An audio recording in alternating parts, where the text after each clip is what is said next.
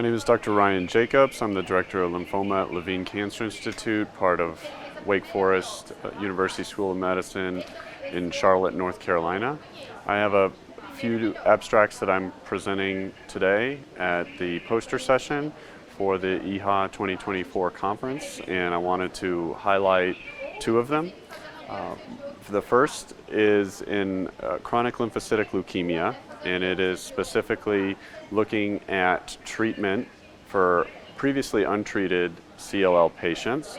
So right now, the most popular treatments for chronic lymphocytic leukemia are a class of drugs called Bruton's tyrosine kinase inhibitors, and ibrutinib was the first one of those that was approved all the way back in 2014. The other common target that we use to treat CLL is with inhibition of BCL2, and there's only one drug approved that targets BCL2, and that's venetoclax. They currently have approvals as single-agent drugs or in combinations with an IV antibody in the case of venetoclax.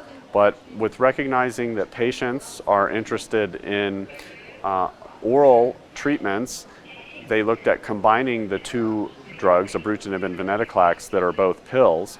And when ibrutinib is usually used, it's given indefinitely, and also recognizing that that can cause more toxicity and there's financial concerns with long-term treatment. The interest in the study was also looking at giving a drug like ibrutinib, but with venetoclax over a defined treatment timeline, and this study was called the Captivate study.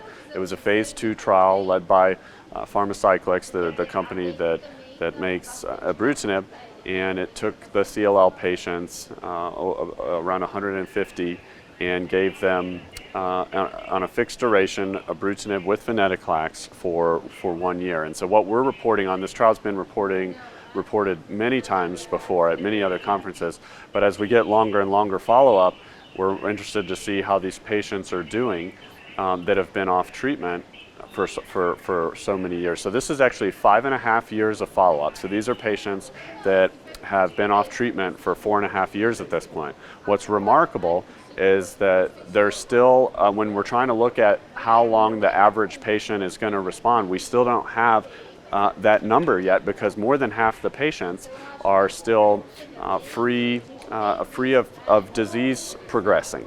And actually, when we look at the patients with more favorable disease characteristics, when you look at the genes of their cancer, those patients around 80%, 5.5 years out, are still free of progression. So really remarkable. It was well tolerated. This is a combination that's approved in Europe, in Canada, and even some other countries like Brazil. It's not approved in the United States.